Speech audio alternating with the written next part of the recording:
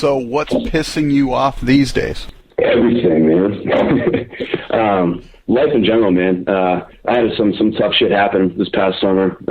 I own a small record label, and it's very small. It's more of a hobby, but I try to help out bands. And this summer, the band Early Graves, the band that I was really putting my heart and soul into, they got in a van wreck, and the lead singer was killed.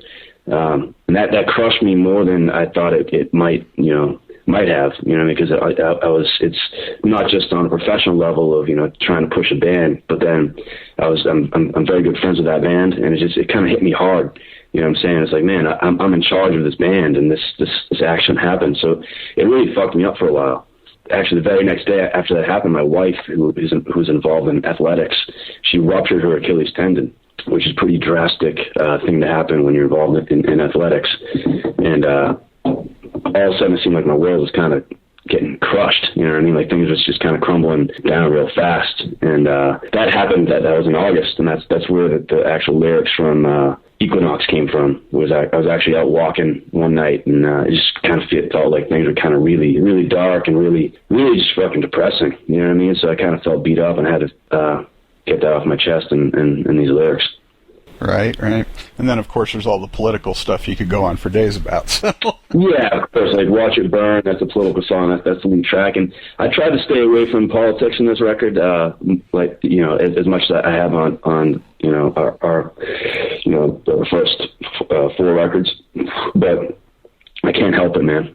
I'm definitely, I have an itch for politics, and I see what's happening, and I sometimes I'm just dumbfounded at the sides that people take on certain issues, and I'm blown away. And that's what Watch It Burn is about. It's like, I'm just kind of tired of people, fighting for things when it seems to be all, it's just about money. And sometimes they don't have the best interest of mankind, for animals, or for our planet in mind. And it kills me, man. So I think that's what I have to vent about that as well. Right.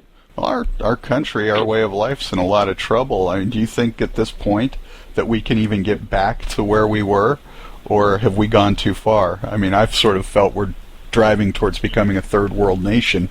It's getting there. I mean, when I was a kid, we were first in the country in education, and now we're like 17th. That doesn't make any sense. We're the USA, man. That doesn't make any sense. And as far as trying to be productive and trying to have, to not use as much natural resources, we definitely use a ton compared to other countries. There's other leaders out there in the country, in the world right now, and it doesn't make any sense why we're so stuck on this path of consuming oil and not putting our actual money into educating our kids. It doesn't make any sense to me at all, and it is driving us down the wrong path. And I think we're fucked. That's where Watch It Burn came from. The last lyric in the song is "Burn your eyes on our setting sun," and I think that unless we do a drastic change, then the way of life that Americans have come to enjoy is over. Right, and we're not big on drastic changes in this country, so...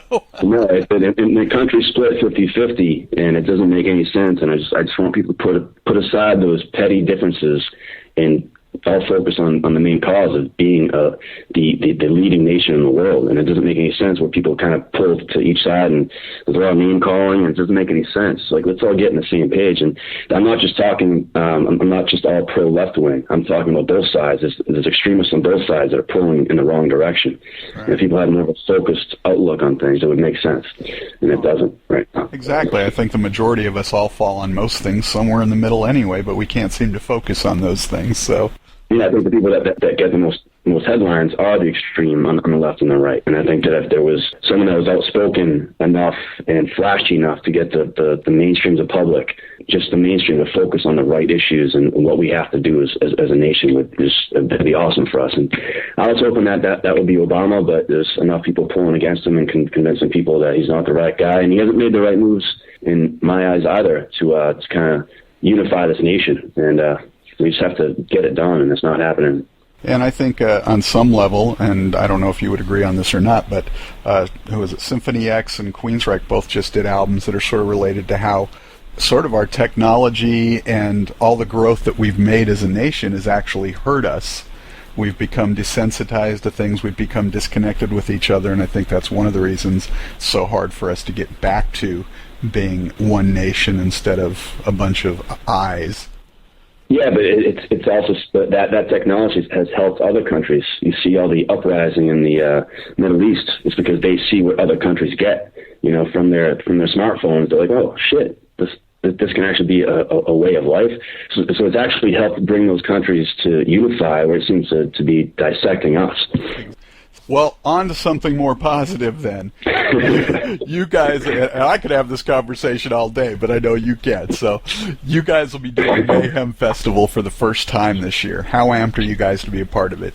Extremely, because I think this is the fourth year as a fest, right? It's a third or fourth, but I've heard just such great things about it.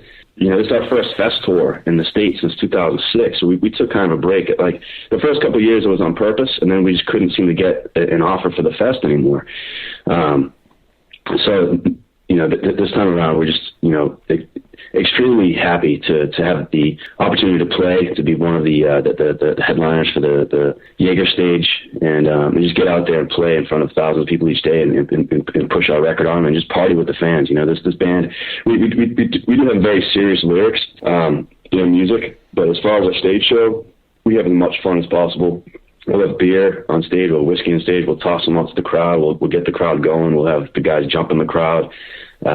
If the stage diving possible at the shows, we'll have them stage dive. It's all about trying to have as much fun with the crowd as possible. I believe In Flames were an influence for some of the band. Will this be the first time you've had an opportunity to play with them, hang out with them? No, they took us out on tour back in 2003, and that was kind of our first real break for a tour. And we've done some other stuff with them. We toured Australia on Soundwave with them a couple of years ago. We did Japan with them 2009. We've appeared on a bunch of fests in Europe with them. So we've played with them before. They're great guys. They're definitely a huge influence on us as a whole, especially on Buzz on guitar. He loves In Flames, and I think we all just enjoy In Flames a lot. And I think that band was definitely a trendsetter. It definitely helped kind of scope modern metal. And those guys are just legends, and I'm psyched to play again with them. So who are you most psyched then to play with on this tour that maybe you haven't had the opportunity to, whether it's play or just hang out and meet? We've played shows with, but haven't toured with Machine Head. So it'd be cool to actually play and tour with those guys for a whole summer, because they're just really cool dudes. Phil's awesome. Rob's awesome. The whole band of great dudes, and they'll party hard and drink some beer and whiskey and play some metal with us, and we're just psyched to finally tour with them. And I think the whole package is a strong one. You know what I mean? And we're still friends with Derek Kurzweil, and we did have to part with him because we weren't gelling with tunes, but he'll be playing more than half the summer with Kingdom, so we're psyched to cool. So we'll be playing and hanging with Derek, so it's cool. I think the whole summer is just shaping up to be fun. And once again, you guys will be on a relentless touring schedule. So before we get out of here on the fun side of things, what 3 things can you not leave home without when you go out on these tours? Besides clean underwear, you have to have an iPod. You need a computer. Those are the 2 main things, because those 2 things have really, made the world smaller. So it is easier to be away from home and family, because if you had the iChat or the Skype or whatever, right, you can talk for free or cheap, or you can even see them face to face. That's very important. I would say a game of some sort, whether it be it's that bag toss game. What's it called? Cornhole. That it's kind of like horseshoes, but it's a ball you throw in a hole. I don't know. That's a fun game to play. Something like that, or horseshoes or something. It's just something to kind of pass the time by when you're on tour and just have fun and just pass those days away when there's nothing to do. What are you into outside of music? Outside of music, I love sports. I'm a huge Sox fan, big Celtics fan, big Patriots fan. Of course, the Bruins, they're playing the final tonight, the last game. Music kind of encompasses my entire life. That and sports and family and friends, man. I have a great wife, I have an awesome dog, cool family, and that's what I enjoy.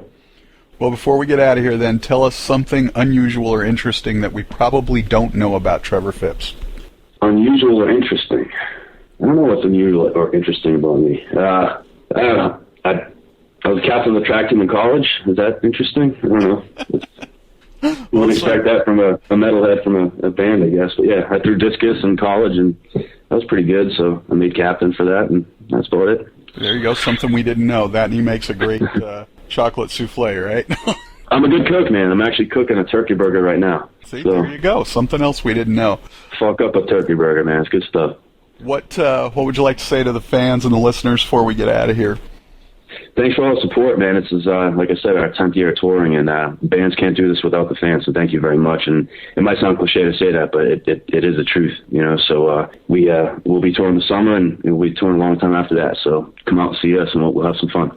Trevor Phipps of Unearth. The new album, Darkness and the Light, comes out on July 5th, I believe. And you will be out on the Mayhem Festival tour, so make sure you buy it, get out there, support them, and we'll see you again real soon. Thank you very much, Rustin. Peace.